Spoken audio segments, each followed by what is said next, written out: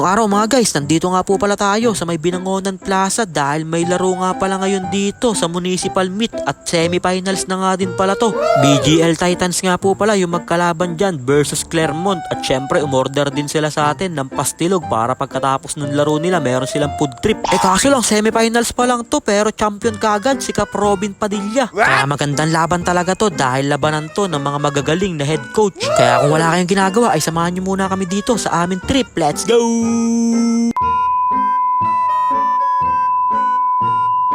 So ayun po dahil may laro nga daw sa Municipal Meet ang BGL Titans kaya umorder na nga sa atin si Sir Nicky ng 15 pieces na pastilog para ipapafood trip nga daw niya sa mga player niya pagkatapos ng laro. Kaya inayos ko na nga yung mga order nila ng mabilisan para madala na nga natin to sa Binangonan Plaza dahil baka nagsisimula na nga yung laro ng BGL Titans. Semifinals pa naman yun tapos Clermont pa yung kalaban nila kaya Coach Alindog yun versus Coach J Motovlog. Kaya nadala ko na nga din dito sa may Binangonan Plaza ito mga order nila para pagkatapos ng laro naka-ready na to, diretso food trip na sila kagad. At dahil hindi pa nga sila yung naglalaro, meron pa naglalaro kaya nagyaya muna si Daddy Ogie dito, magpalamig daw muna kami para lumamig-lamig daw yung mga ulo namin. Binilan din namin si Coach J Motovlog ng palamig baka daw ma-high blood kasi mamaya. At kakatapos nga lang din pala ng laro dito nila Coach Raul Anore at sila na nga yung papasok sa finals. Kaya shout out daw muna sa mga tropa natin dyan sa Cardona. Si MJ Malabas from Barangay San Roque. Mga guys,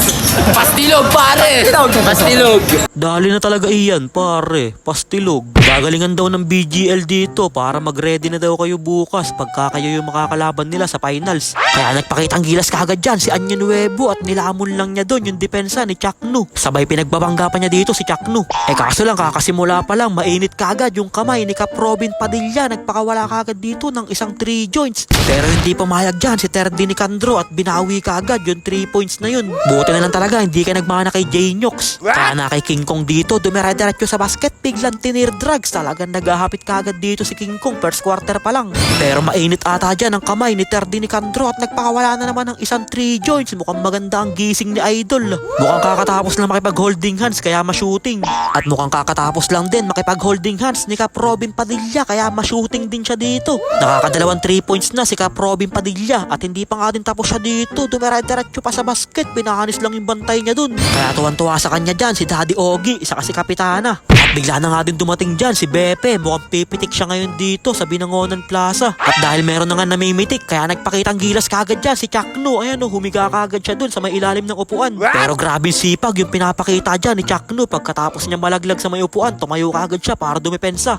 Kaso lang bigla silang tinirahan dyan ni Idol ng isang 3 joints. At dito na nagsimula mag-init si Coach Alindog. Nagagalit na siya dyan sa ating referee. Sinasampol na nga niya yung ginagawa daw nung kalaban nila. Ayun traveling daw pero ayaw daw hatulan ni Rep. Sabi dyan ni Coach Alindog, imposible namang OJT ka lang Rep dahil matanda ka na Pero joke lang, napag-usapan naman nila ng maayos yan. Kaya sabi ni Rep, sorry Coach, bawi na lang ako. Kaya sabi dyan nung player ni Coach Alindog, wag ka na magalit Coach, eto na yung 3 joints para sa'yo, ilista mo na yun papangs. Kaya nasa BGL na ang bola, tumira si Idol, mintis lang siya at isesave ni Cap Robin, muntikan pa siya mabagsak dun sa ating mga manonood. Kaya nasa Clermont dito ang bola, na kay Nicandro nagbababa ng bola, binigay sa kakampi niya, dire-diretso sa basket, biglang nilay up, kaya easy 2 points yun para kay Idol. At change court na nga din pala tayo dahil third quarter na, Nicandro binigay sa kakampi niya para sa easy 2 points. Kaso lang talagang nagbabaga na dito yung kamay ni Cap Robin Padilla, nagpakawala na naman ng 3 points. Talagang tuwan-tuwa sa kanya yung kanyang supportive fans. Halos mamagana yung kamay, kakapalakpak, sabay na kay Nicandro dito, dire-diretso sa basket. Kuwang-kuwa mo talaga yung mga galawan ni J-Nox. Sabay nakashoot pa dito yung Clermont kaya bumababa na dyan yung kalamangan ng BGL. Pero sabi dyan ni Cap Robin Padilla, anong bumababa Kuya Ninin? Dagdagan pa natin yung kalamangan natin na yan. Talagang hindi na nagmimintis dito si Cap Robin Padilla, dumire-diretso pa sa basket kinaliwa. Kaya pag ganun-ganun lang ay lamang ulit ng 10 points ang BGL Titans. Kaya nagalit na nga dyan ang Ginoo ng Makamot. Dire-diretso na sa basket si King Kong, biglang sumide step. Grabe moves naman yun para kay King Kong. Talagang tuwan-tuwa sa kanya yung mga pakawala niya dito ng mga loko-loko. Kaya nasa Clermont na dito ang bola. Ano kayang gagawin nila na kay Idol? Grabing tira naman yun, parang outside pa ata. At grabe na talaga yung kamay dito ni Cap Robin Padilla. Talagang mapapa-I love you ka na lang kay Cap Robin Padilla pagka ganyan yung nilalaro. Para siyang nasapian dito ni Steph Curry. Grabe mga 3 points yun.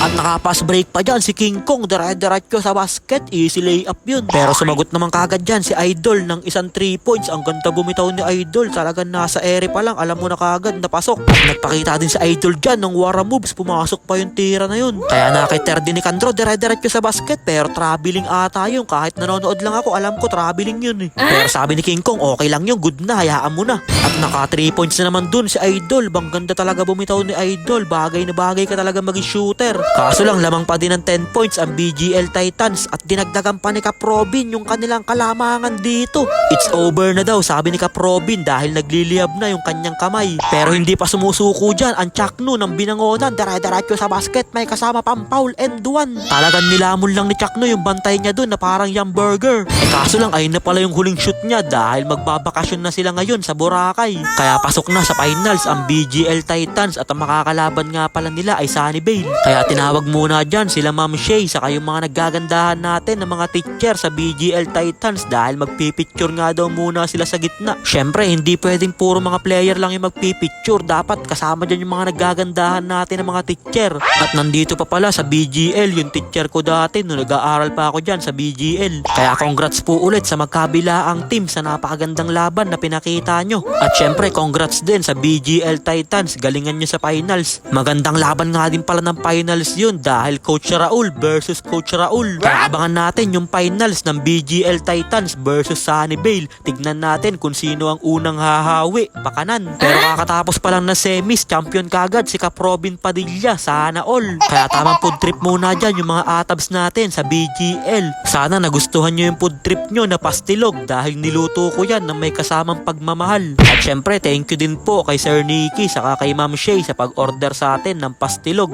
Sa finals po ulit, order po ulit kayo sa akin. Isama nyo na din po yung mga manonood para mga 50 packs yung orderin nyo.